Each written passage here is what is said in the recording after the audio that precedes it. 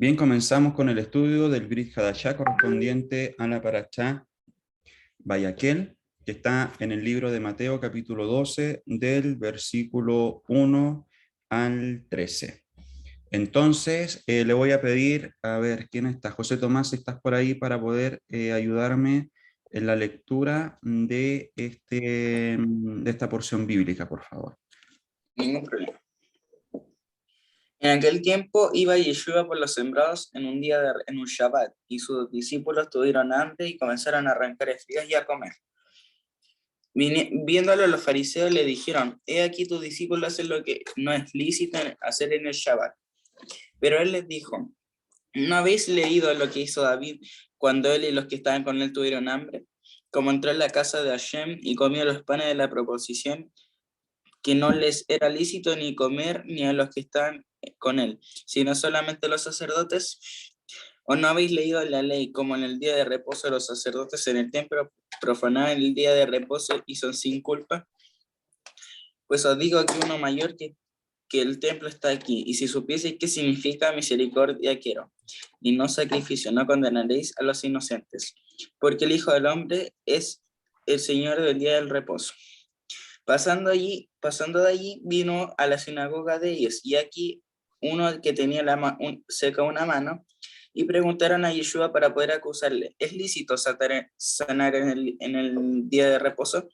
Él les dijo: ¿qué hombre habrá de vosotros que tenga una oveja, y si ésta cayera en un hoyo en día de reposo, no le echaré mano y la levante? Pues cuánto más vale un hombre que una oveja. Por consiguiente, es lícito hacer el bien en los días de reposo. Entonces dijo aquel hombre: extiende tu mano. Y él extendió, y le fue restaurada, sana como la otra. Amén. Amén, muchas gracias, José Tomás. Este es uno de los temas más controversiales que se van a encontrar en todos los aspectos relacionados con las doctrinas, con nuevas doctrinas respecto al cambio del día de reposo, etcétera. Son algunas cosas que nosotros ya hemos hablado con anterioridad, pero es importante tocar estos dos versículos que, bueno, obviamente ya están establecidos que iban a tocar en esta parashá en particular, para que de esa manera nosotros podamos ir viendo cuáles son los antecedentes y los argumentos para encontrarnos ante una defensa respecto a lo que es el guardar el día de reposo, que es el Shabbat. Muchos se toman de uno de estos versículos en particular para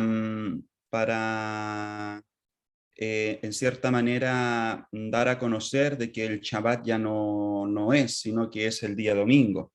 Por lo tanto, en este punto de la historia nosotros tenemos que tener en cuenta el hecho de que se van a ir manipulando muchas informaciones respecto al cambio de día de adoración, el cambio de día de reposo, etc.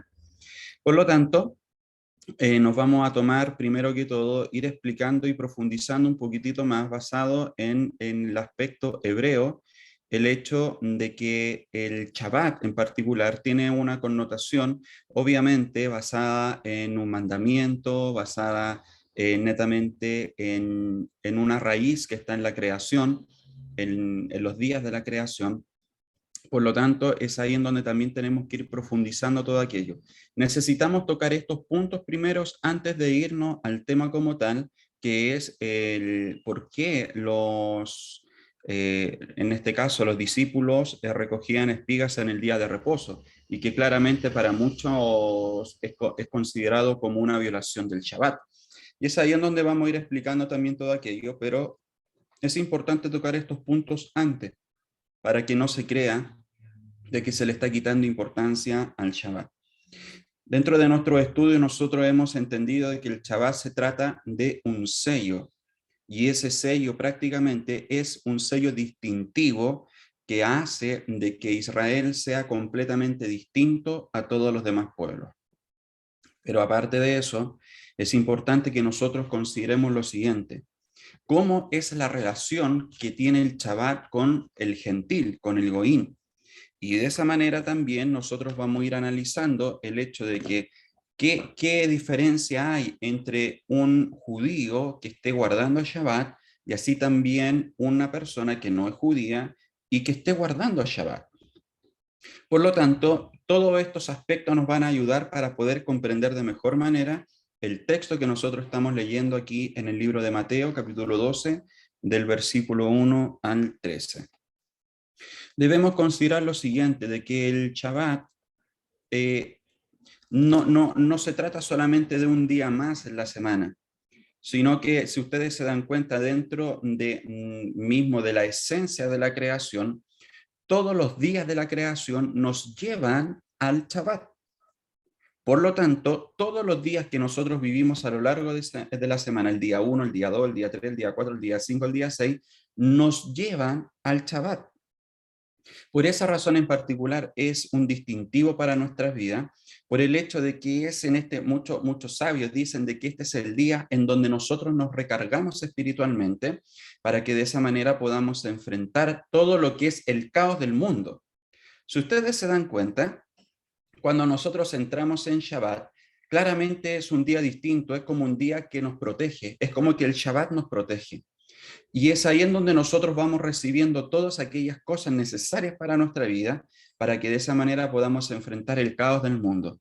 Y eso es lo que permite que nosotros podamos ser un pueblo distinto, un pueblo elevado, por el hecho de que estamos considerando de una forma correcta el día Kadosh, el día santo que Hashem así determinó. Más adelante, ¿qué es lo que nosotros vamos viendo? Que en un aspecto sumamente espiritual, de que en los 6 primeros días de la creación, Elohim, Dios, estableció su dominio sobre todo el espacio, o sea, prácticamente sobre todo el universo. Pero en el día de Shabbat, Él establece su dominio sobre el tiempo. ¿Por qué razón? Porque a través de este día, el Shabbat nos está conectando a cada uno de nosotros con el tiempo sagrado. Si ustedes se dan cuenta, ¿cuál es la entrada al tiempo sagrado? Es el Shabbat. Y es el Shabbat el que nos da la entrada a que podamos celebrar las fiestas del Eterno y que de esa manera nosotros podamos entrar en el calendario del Eterno para que de esa manera también nosotros podamos ir entendiendo todos los tiempos proféticos, lo que ocurrió en la primera venida de Mashiach, lo que ha de ocurrir en la segunda venida de Mashiach, etc. Entonces, al momento que así lo consideramos, claramente tiene una connotación muy especial. Quiero tomarme de un texto que nos habla el rabino Chaim Ben Atar. Él escribió una obra que lleva por título Or HaShaim y dice lo siguiente.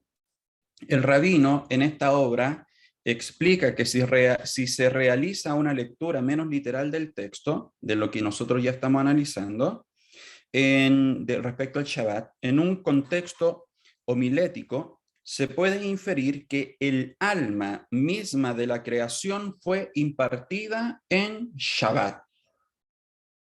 Esto lo hace en referencia al libro de Éxodo, en el capítulo 31, versículo 17, que dice, y en el séptimo día cesó de trabajar y reposó. Pongan atención en esa palabra, reposó, que en el hebreo es Vayinafash. Vayinafash. Y si nosotros, al momento en que entendemos que cada una de las palabras en hebreo tiene una raíz, que es de tres letras hebreas, nos vamos a que contiene una partícula, una letra, una palabra muy especial, esto que es reposo, que es Vayinafash, y que es la palabra nefesh, que traducida generalmente es alma. Por lo tanto, ¿qué es lo que quiere decir esto? Si nosotros nos vamos a la raíz misma de la palabra nefesh, está relacionada con la palabra nafash. Y eso nos lleva a nosotros a entender lo siguiente. Y él sigue con un relato que es muy interesante y dice, en el día de Shabbat, Dios creó el alma del mundo. El propósito de este diseño es indudablemente el Shabbat Vayinafash, el Shabbat de reposo, porque él descansó en el Shabbat y con el Shabbat llegó el alma. Esto significa que todas las criaturas se les concedió una abundancia de vitalidad, algo de lo que antes carecían. Por lo tanto, aquí nosotros estamos viendo la esencia misma del Shabbat, la esencia espiritual, que está enlazada directamente con la creación. Por lo tanto, acá también quiero tomar una opinión que nos da el rabino Atar de toda la creación. Y nos dice que, bueno, según él, dice que desde el principio del tiempo, a lo largo de todas las generaciones, siempre han existido individuos justos que guardan el Shabbat de una u otra manera. Y es aquí en donde nosotros vamos a ir viendo casos, por ejemplo, como Adán, como Set, como Matusalén, como Noé, como Sem, y todas las generaciones hasta Abraham. ¿Por qué razón hace esta alusión en particular? Por el hecho de que aquí claramente se nos habla de que muchos sabios de Israel dicen que el Shabbat fue celebrado por no judíos mucho antes de ser encomendado al pueblo judío. Porque el pueblo judío claramente viene directamente de la raíz de la tribu de Judá, pero antes de aquello, claramente, sin ser judíos, ellos sí celebraban el Shabbat. ¿Por qué tenemos que hacer esta comparación antes de entrar al tema? Como les decía anteriormente, porque la persona que malentienda lo que aquí ocurre en el Brit Hadashah respecto al día de reposo, puede considerarlo como que Yeshua no le da importancia al Shabbat y como que prácticamente no importa que se viole el Shabbat. Y eso es una farsa, es una mentira, es una mala traducción porque Yeshua mismo es el Señor del Shabbat. Entonces, en la mañana nosotros veíamos claramente una lista bien interesante, una lista bien importante de 39 puntos y que son los que en cierta manera envuelven lo que son las prohibiciones del día de Shabbat. Entonces la pregunta es, ¿esas prohibiciones están solamente para Israel o para todo el mundo? Generalmente aquellas prohibiciones se consideran para los que están en la tierra de Israel. Entonces, claramente aquí se hace una diferencia y una gran diferencia que hay es el hecho de las personas que guardan Shabbat por obligación y otros que lo guardan voluntariamente. Y esto es sumamente interesante por el hecho de que el judío está obligado, porque es un mandamiento, a guardar el Shabbat. Pero la persona que voluntariamente, como el goín, por ejemplo, el extranjero, que voluntariamente comienza a guardar Shabbat, claramente posterior a ese paso se va obligando a guardar el Shabbat. Por eso es importante que nosotros tengamos estos pilares fundamentales bien firmes, para que no con el texto del Brit Hadashah que hemos leído no se crea que por cualquier cosa se puede dejar de lado el Shabbat. Que no sea la excusa o encontrar la excusa para no guardar el Shabbat, porque es ahí específicamente que nos dice en qué punto en particular el Shabbat puede ser violado. ¿Ok? Entonces, dentro de todos estos puntos que hemos hablado en el preámbulo de los sabios de bendita memoria, claramente nos llevan a entender de una forma muy correcta el significado y cómo nosotros debemos considerar el Shabbat.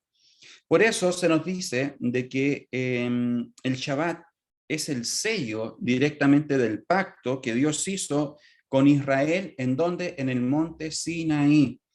Es como una señal. Señal en el hebreo es ot. Y eso nos lleva netamente a la relación particular que Dios tiene con el pueblo de Israel.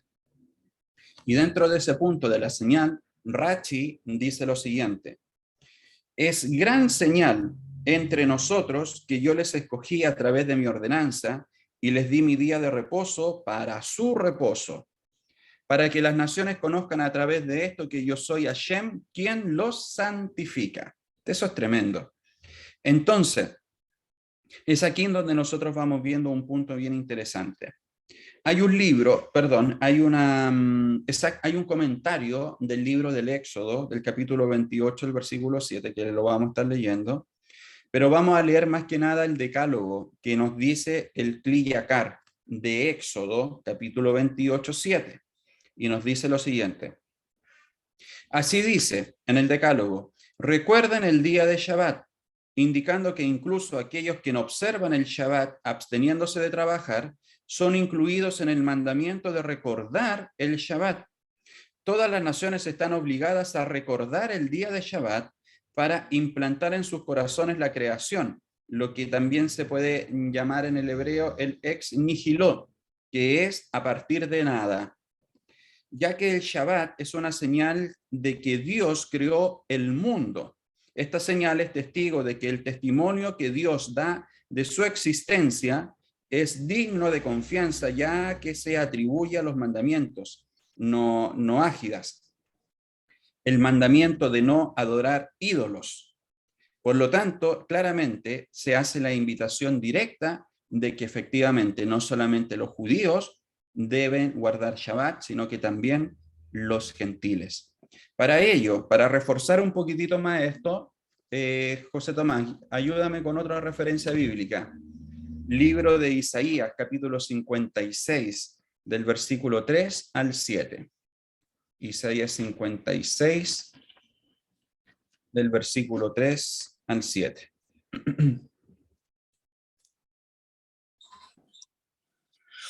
Y el extranjero que sigue a Hashem no hable diciendo, me apartará totalmente a Hashem de su pueblo, ni diga el eunuco, he aquí yo soy árbol seco. Porque así dijo Hashem, a los eunucos que guarden mi Shabbat y escojan lo que yo quiero y abracen mi pacto, yo les daré lugar en mi casa y dentro de mis muros, y nombre mejor que el de hijos e hijas, y nombre perpetuo les daré que nunca perecerá. Y a los hijos de los extranjeros que sigan a Hashem para servirle, y que amen el nombre de Hashem para ser sus siervos, a todos los que guarden el Shabbat para no profanarlo y abracen mi pacto. Yo los llevaré a mi santo monte y los recrearé en mi casa de oración. Sus holocaustos y sus sacrificios serán aceptos sobre mi altar, porque mi casa será llamada casa de oración para todos los pueblos. Amén. Muchas gracias. Miren, acá hay dos tipos de personas que llaman mucho la atención. En una tenemos a el extranjero y por otra parte a los eunucos. ¿Cuál es la relación que hay entre estos dos tipos de personas? ¿Y por qué el libro de Isaías capítulo 56 los menciona? Por una razón en particular. Porque ambos están fuera de la asamblea de Israel. En el caso de los eunucos, por la ley, ya eso está en el libro de Deuteronomio, capítulo 23, versículo 1, para que ustedes lo puedan ahí profundizar posteriormente. Y en el caso de los extranjeros, claramente por no ser judío. Pero a través de esta declaración, ¿qué es lo que se le está permitiendo a este grupo que no pueden participar directamente de la asamblea, que voluntariamente lo puedan hacer? Por lo tanto, la puerta está abierta. ¿Se acuerdan de que el día de ayer hablábamos respecto a la puerta abierta? Respecto a lo que es el lineamiento que hay entre el tabernáculo y la tienda de reunión que hizo Abraham con una puerta abierta para las naciones, que todos los extranjeros que pasaban por su tienda pudieran pasar, y es ahí en donde él les daba agua, les daba alimento y sobre todo les daba el alimento espiritual. Les hablaba del Dios verdadero. Por lo tanto, es ahí en donde vamos entendiendo ese punto. Si no, de lo contrario, no estaríamos entendiendo lo que es verdaderamente el significado de la redención final, que es la Geulá. Por lo tanto, en este punto de la historia, que es en Isaías capítulo 56, ya se está dando la puerta claramente la puerta abierta para que también las naciones puedan entrar en, digamos, en la observancia misma del Shabbat. Hay un comentario que está, valga la redundancia, en el nuevo comentario internacional sobre el Antiguo Testamento. Y pone de manifiesto claramente este texto que hemos leído y dice lo siguiente: lo que importa es que guardan mi Shabbat, escogen aquello en lo cual me deleito y se aferran a mi pacto. Estas personas están al lado de Dios. Ellos aman lo que Él ama, odian lo que Él odia y quieren lo que Él quiere. Ellos no guardan los Shabbatot porque deben, o sino porque serán destruidos. Ellos guardan los Shabbatot porque los Shabbatot son del Señor. Su comportamiento es la expresión de una relación. Esto es lo que Dios desea en su pueblo. Y si alguien lo hace, su parentesco o su cuerpo no tiene nada que ver con su aceptación. Por lo tanto, este comentario en particular habla netamente de quienes han guardado el Shabbat voluntariamente y que posteriormente los pasos a seguir es hacerse responsable y guardarlo con perfección. Por lo tanto, es tan fundamental e importante que entendamos este concepto del Shabbat, sobre todo también relacionado con los comentarios de nuestros rabinos, sabios de bendita memoria, que de esa manera vamos a poder entender de mejor forma lo que nos está diciendo Mashiach Yeshua aquí en este punto del Brit Hadashah, correspondiente a lo que es al momento en que recogen las espigas sus discípulos. Entonces, acá nos encontramos con el Shabbat en el Brit Hadashah. 6 días trabajarás, nos dice Éxodo del 29 al 11. 6 días trabajarás y harás toda tu obra, más el séptimo día es Shabbat o es reposo para Hashem, tu Dios.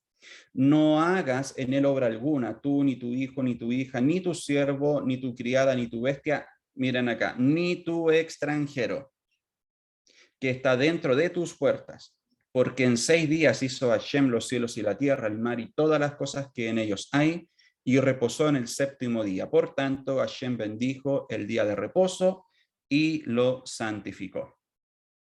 Entonces, acá nos vamos a encontrar con un punto en particular, y me tomo del libro de Oseas, capítulo 6, versículo 6, que nos dice: porque misericordia quiero y no sacrificios, y conocimiento de Dios más que holocaustos. Miren, este también es uno de los textos muy mal entendidos, y que claramente es aquí en donde muchas corrientes dicen de que ya no eran necesarios los sacrificios, por el hecho de que esta palabra nos dice de que el pueblo de Israel ya había hecho todas las cosas mal, etcétera, etcétera. Miren lo siguiente.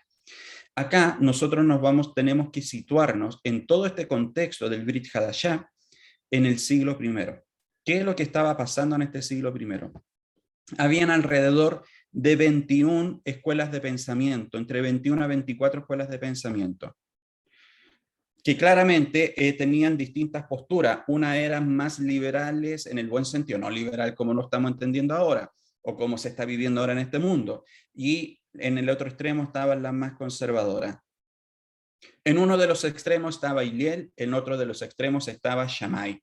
Por lo tanto, mucho de las casas de estudio o de las casas de pensamiento que habían en aquella época tenían, respecto a temas en particular, no había una cohesión, sino que había muchas diferencias. Por lo tanto, eso nosotros lo vamos a ir viendo al momento en que también ustedes vayan estudiando o nos encontremos con los textos del Talmud y con la Mishnah. ¿Por qué razón? Porque debemos ver la discusión de los rabinos respecto a un tema. ¿Qué es lo que va generando todo aquello? De que en este punto en particular también había una discrepancia entre las escuelas de pensamiento respecto a qué era abolir el Shabbat o a qué era violar el Shabbat. Y es acá en donde también vemos una postura de Mashiach Yeshua y que les da la respuesta a los fariseos respecto a aquello, porque en cierta manera estaban preparando los escenarios para hacerle caer. Pero en este punto en particular nosotros tenemos que ir viendo lo siguiente, de que a quién va dirigida la crítica.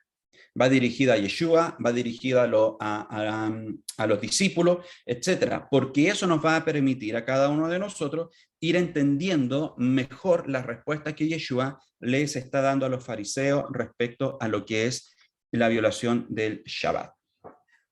Entonces, ¿a quién va la crítica? Y Yeshua mismo, acá no es el objetivo de la crítica, sino son sus discípulos. Y de acuerdo a la halajá, los discípulos estaban violando Shabbat, puesto que estaban llevando a cabo un trabajo para obtener alimento. Si nosotros dentro de la halajá nos situamos las 39 prohibiciones, claramente nos vamos a encontrar con que estaban llevando a cabo un trabajo que era prohibido en el día de Shabbat. Por lo tanto, la forma en que Yeshua defiende a sus discípulos es citando lo ocurrido con el rey David, quien violó tanto el Shabbat como el sacerdocio. ¿Por qué razón ocurrió esto? Primero que todo, porque tomó el pan de la presencia, consumido solo por los sacerdotes, y lo comió en Shabbat. Entonces, acá nosotros estamos viendo aspectos que son sumamente interesantes, y por el hecho de que se toma un ejemplo en particular, que claramente nosotros lo hemos analizado, lo hemos visto en más de una oportunidad, pero claramente esto nos va a ayudar a poder entender la respuesta de Yeshua sobre este caso. Por lo tanto, cuando nosotros vamos viendo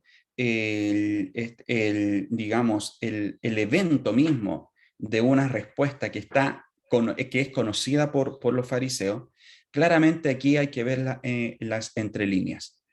¿Por qué razón en particular? Porque de esta manera Yeshua no, en cierta manera, lo que podríamos decir no es que esté diciendo, pero cómo él, pero cómo él, pero cómo él, como justificando el accionar de sus discípulos. Acá no hay una justificación, aquí hay un respaldo de la acción, que es algo sumamente diferente. Y aquí lo vamos a ir analizando. Entonces, primero que todo, ellos sí quebrantaron el Shabbat. Recoger espigas es una forma de cosechar, un tipo de melajá. Esta es una de las 39 melajá que está prohibido en Shabbat. Bueno, la melajá está relacionada directamente con las 39, más bien dicho.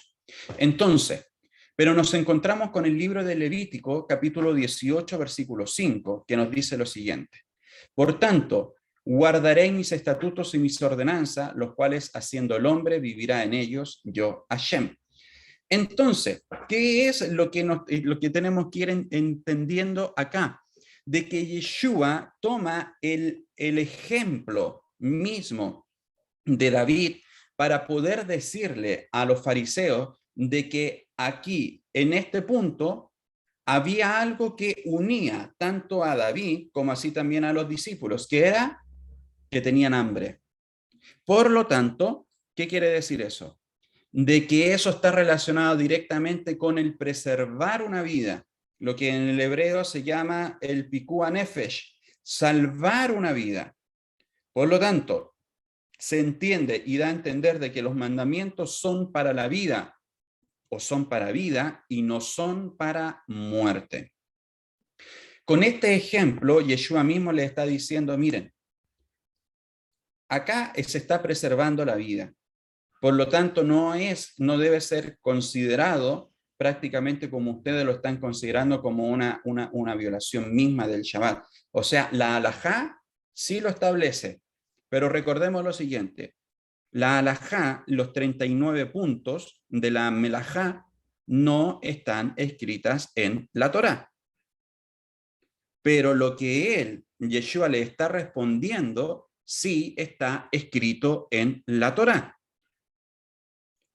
Es como muchas veces lo vemos en los países que están las leyes supremas, que claro, están los decretos de ley, cada uno tiene su nivel. Y efectivamente lo que son las leyes constitucionales, esas sí que son poderosas, por así decirlo. Por lo tanto, todo lo que está alineado a la Torá efectivamente va a tener mayor grado de autoridad. Y es así como también discutían a este punto en particular cada una de las escuelas de pensamiento. Por lo tanto, en este punto vamos a ir analizando el hecho de que no solamente habla del tema del hambre, sino que también de otros dos puntos que vamos a ir viendo a continuación. Porque David encontró solo el pan de la presencia allí en la casa de Elohim, David dijo, dame algo de comer para que no muramos de hambre. La preservación de la vida prevalece sobre el Shabbat. Eso lo encontramos en Yalkut, She Meoni. También Brad Young nos dice que la tradición oral judía no encontrada en la Tanaj, el episodio sobre el escape de David, que se refiere al Shabbat y la comida para preservar la vida. Por lo tanto, Mashiach Yeshua está ocupando este texto en particular para dar a conocer netamente de que la acción llevada a cabo está relacionada directamente con lo que es preservar la vida. Pero aquí puede surgir una pregunta y que posteriormente lo vamos a ir analizando, que es el hecho, ¿hasta qué punto era el hambre que estaban teniendo? ¿Era tanta el hambre que podían morir? Porque muchos de los comentaristas hacen esa pregunta. Pero antes de eso, ¿cuál es la conexión entre los discípulos y David? Como decíamos anteriormente, ambos tenían hambre. Y ahí, y tomándome del Midrash de Yalkut Shimoni, él proporciona el contexto para esta retórica en el debate de Mateo capítulo 12. En la versión midrashica de la historia, David le dice al sacerdote en Nob, dame un poco de pan para comer, para que no muramos de hambre. La preservación de la vida tiene precedencia sobre el Shabbat. Si ustedes se dan cuenta, lo que nosotros estamos viendo acá netamente son textos que están sumamente entendidos al momento en que solamente para la preservación de la vida, efectivamente sí acá puede, en cierta manera, violarse el Shabbat. Y nosotros acá tenemos que hacerlo con suma responsabilidad. O sea, les reitero lo siguiente, no son todos estos motivos, no, es un motivo por el cual nosotros tenemos que ir entendiendo todo aquello. Preservación de la vida, preservación del bienestar de la persona. Por lo tanto, esa es la conexión que nosotros estamos viendo en este texto y también con la respuesta de Yeshua. La pregunta que surge que les daba anteriormente, ¿tenían los discípulos de Yeshua tanta hambre como para que sus vidas estuvieran en peligro? Probablemente no. Pero Yeshua utiliza la historia como un precedente para exonerar a los discípulos. Miren, sacrificar los animales, atender el fuego del altar, encender la menorá, hornear el pan, son todas violaciones del Shabbat, pero también son mandamientos positivos en la Torá. Y es aquí en donde tenemos que tener un punto clave nosotros, y es el hecho de la diferencia entre los mandamientos positivos y los mandamientos negativos. Recuerden, ¿cuáles son los mandamientos positivos? Aquellas cosas que se nos ordena hacer. Y los mandamientos negativos son aquellas cosas que se nos prohíbe hacer. En ese punto en particular, nosotros tenemos que ir analizando de cuál tipo de mandamiento nosotros estamos viendo en este punto en particular. Y aquí viene muchas veces el cuestionamiento. Y el cuestionamiento está relacionado directamente, oye, pero era tanta el hambre que prácticamente ellos iban a morir si no comían un bocado de pan o un pedazo de pan.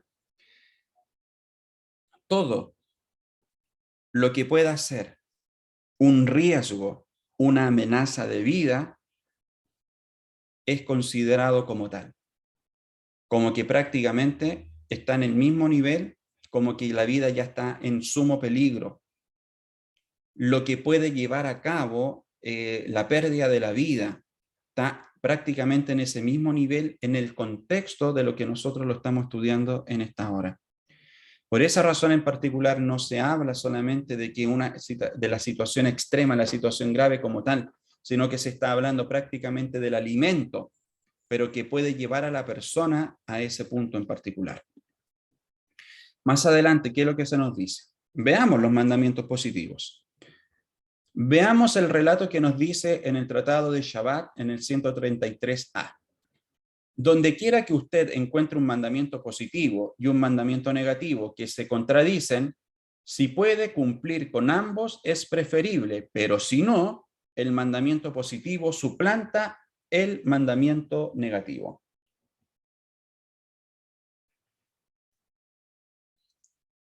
Referente al sacerdocio. Los mandamientos positivos del servicio en el templo suplantan las prohibiciones del Shabbat. Pero, ¿cómo se relaciona esto con los discípulos de Yeshua? ¿Cuál es el mandamiento positivo que autoriza a sus discípulos a que violen una prohibición del Shabbat? Entonces, esta respuesta nosotros la podemos encontrar en el Tratado de Yomá. El mismo patrón de de razonamiento se utiliza para defender el uso de la atención médica en Shabbat. Por eso aquí prácticamente nos vamos al otro punto, que es la persona en Shabbat puede recibir atención médica o no. Pero esto es sumamente interesante. Tengamos en cuenta lo que nos dice el Tratado de Shabbat 133. ¿Cómo es la importancia de los mandamientos positivos y negativos y cuál es el trato que debiésemos darle? Es ahí en donde también vamos a ir entendiendo muchas cosas que están en la halajá y por qué razón algunas halajá por algunos grupos sí son, digamos, aceptadas, otras no, etcétera. De esta manera nos estamos introduciendo, si ustedes se dan cuenta, claramente a lo que es la raíz misma de la observancia judía. Y a través de estos ejemplos, a través de la observancia del Shabbat, nos hemos introducido de una manera que vamos a poder ir entendiendo también otras que son muy importantes. Entonces, el Tratado de Yomá, ¿qué es lo que nos está diciendo? Antes que todo, veamos. La ley rabínica. En la ley rabínica, la curación en Shabbat solo sería un problema si la medicina tuviera que ser fabricada. Miren esto. Si la medicina es fabricada, es ahí en donde se está violando el Shabbat. Ahí habría un problema. Debido a que la prohibición de triturar los componentes en su preparación, pero aún así salvar la vida, prevalece al Shabbat. ¿Qué es lo que nos dice Gesa Bernes? Por otra parte, en el caso de cualquier duda persistente en cuanto a la posible gravedad de una enfermedad, la suposición legal favorece la intervención. Y la Mishnah en Yomá 8.6 cita el principio. Siempre que haya dudas acerca del riesgo para la vida, el caso discutido es dolor de garganta. Esto anula el día de reposo. ¿Qué quiere decir eso? Una persona se puede morir por un dolor de garganta. O sea, simplemente, no, o sea, si lo vemos así, no. Pero, ¿y si ocurriese? Si eso fuese como el principio de algo mayor, y si en ese día en particular no se le da atención a aquello, se dan cuenta de que esto se trata de algo que puede llevar a, si esto pone en riesgo la vida de la persona, es tratarlo. Se puede tratar, pero en donde está el punto acá, donde no se puede quebrar, es en el fabricarlo. Pero aún así, salvar la vida prevalece al Shabbat. Dicho eso, vamos a Marcos capítulo 3 del versículo 1 al 5. Nos dice lo siguiente. Otra vez entró Yeshua en la sinagoga y había allí un hombre que tenía seca una mano y le acechaban para ver si en el día de reposo le sanaría, a fin de poder acusarle. Entonces dijo al hombre que tenía la mano seca, levántate y ponte en medio, y les dijo, es lícito. Miren la pregunta que les comienza a hacer a cada uno de los fariseos. ¿Es lícito en los días de reposo hacer bien? Punto. Ese punto en particular, hacer bien. ¿Qué es hacer bien? ¿O hacer mal? ¿Salvar la vida o quitarla? Pero ellos callaban. Entonces, mirándolos alrededor con enojo, entristecido por la dureza de sus corazones, dijo al hombre, extiende tu mano, y él la extendió, y la mano le fue restaurada sana. A mí me llama poderosamente la atención algo, de que Mashiach Yeshua está respondiendo directamente por la Torá. Y los discípulos, los fariseos, estaban netamente por enjuiciándolo o haciéndole caer por la halajá. Este punto en particular me llama la atención, ¿saben qué cosa? De que los fariseos no tenían respuesta. Por esa razón, claro, ellos iban directamente con el texto, iban con la halajá de las 39 prohibiciones, etc. Pero se les olvidaba que habían cosas superiores, había una cosa mayor, que en este punto en particular está relacionado con el bienestar, con la salud de la persona. Miren, ¿sabe por qué se malentiende todos estos textos? Porque hay algunos comentaristas que pueden llegar a decir, ya, pero si era tan importante para Yeshua el Shabbat, ¿por qué no sanó a este joven o a este hombre de la mano seca el día 1, el día posterior a Shabbat? Si le importaba tanto. Es por lo mismo, porque le importaba tanto el Shabbat, que fue llamado el Señor del Shabbat, que les quería dar a conocer a los fariseos de que prácticamente no guardasen religiosamente el Shabbat, sino que lo hicieran con entendimiento, y que habían algunos puntos en particular en donde claramente el valor de la vida prevalecía.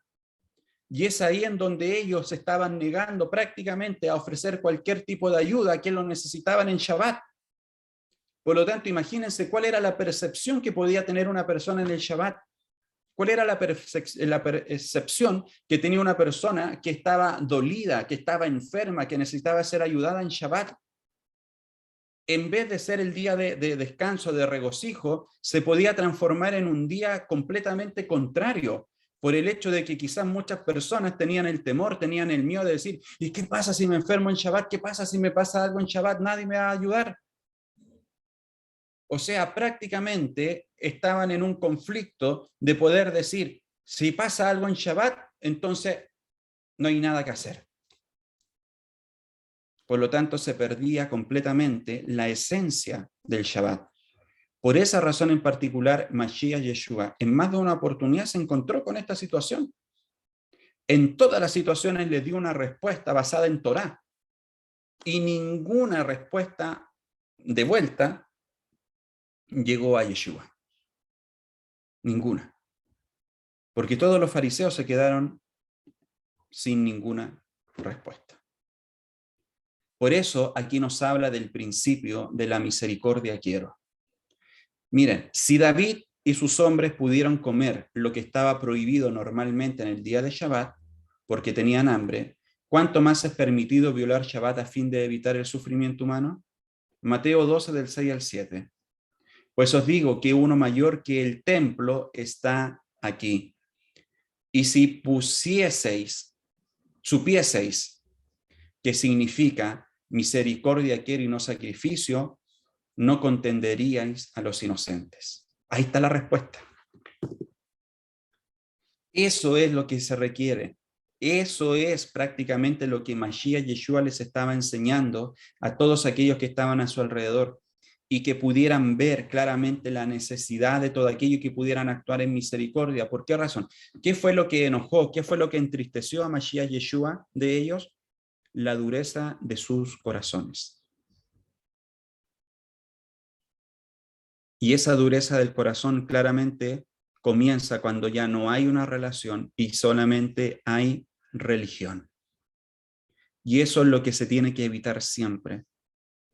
Debemos evitar entrar en esos puntos en donde claramente nos pudiéramos, que Hashem no lo permita, que nos lleve a ser personas completamente religiosas y no dolernos y no ir en ayuda de los que están en necesidad. Porque de esa manera prácticamente no estamos llevando a cabo lo que es efectivamente la esencia misma de la Torá en nuestra vida. Pero por eso les recalco lo siguiente, estos son los puntos en particular. Por eso partimos este tema hablando del significado, de la profundidad de guardar el Shabbat y no transgredir el Shabbat. Pero hay en este punto en particular en donde prevalece la vida, y que todos los ejemplos que nosotros hemos visto respecto a Mashiach en este contexto del mandamiento están todos relacionados con la vida. En cualquier caso, no deberíamos caer en la tentación de pensar que Yeshua tuvo la intención de quitarle importancia al Shabbat. Por el contrario, él estaba tratando de recuperar una perspectiva equilibrada en relación con la observancia del Shabbat. Es cosa de ver la importancia que muestra ante las acusaciones de los fariseos con el fin de aclarar este asunto y darle una verdadera interpretación. Es por ello de que Mashiach, al momento en que llega al escenario de esta tierra, nos da esa interpretación misma de la Torá para que nosotros efectivamente podamos vivirla. Recuerde lo siguiente, de que también la Torá es considerada, debemos considerarla como un peso, pero es un peso para quienes la guardamos, para quienes seguimos la Torá. Por esa razón, que actuemos también conforme a lo que el Eterno nos dice, y que en este punto, claramente, Mashiach Yeshua está descubriendo los corazones de todos aquellos que tienen la palabra en sus bocas. No sé si en sus corazones, pero sí estaba en sus bocas. ¿Por qué razón? Porque la palabra misma nos dice de que, hablando el maestro, este pueblo, hablando a Hashem, este pueblo de labios me honra, pero sus corazones están lejos de mí. Ese punto en particular es tremendo. Por eso también nos habla de que los corazones de piedra tienen que ser transformados en corazones de carne. Cuando vemos todo ese contexto en particular, claramente también podemos ver de que hay un grupo de fariseos que en la Torá sí estaba en sus labios, en su boca, pero con su actuar están demostrando que no estaba en sus corazones. Entonces la pregunta para nuestra vida es clara, también es así. Si solamente la Torá está en nuestras bocas o también está en nuestro corazón. Solamente las acciones van a poder determinar aquello. Sanando en Shabbat. Yeshua defendió su decisión de sanar en el día de Shabbat con la pregunta retórica: ¿es lícito en Shabbat hacer el bien o hacer el mal, salvar la vida o quitarla? El hacer el bien, les dije que recordaran eso. El hacer el bien se refiere al cumplimiento de un mandamiento positivo. Cuando hay un mandamiento que ordena hacer el bien, el cumplimiento de ese mandamiento suplanta una prohibición que lo impida. Eso es tremendo. Entonces, ¿hay un mandamiento que ordena sanar? Entonces, si es permisible salvar la vida o quitarla, el acuerdo general surge cuando se considera que una condición médica constituye una amenaza para la vida. Las leyes del Shabbat pueden ser violadas en cualquier situación en que la vida de uno esté en riesgo, en esa situación. Por lo tanto, es ahí en donde nos vamos nuevamente al párrafo anterior que nos habla respecto al mandamiento y al cumplimiento de esos mandamientos positivos versus los mandamientos negativos. Pero solamente en el caso en que la vida de una persona esté en riesgo. Para ir terminando.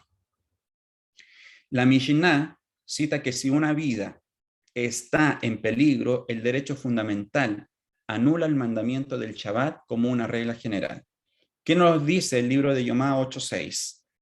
El rabino Matiyah ben Sharash dijo: al que tiene un dolor de garganta, se le administra medicamentos para ello, incluso en el día de Shabbat, porque no se sabe si el dolor de garganta podría ser un peligro para la vida. Y cualquier caso en el que la vida pudiese estar en peligro anula las prohibiciones de Shabbat.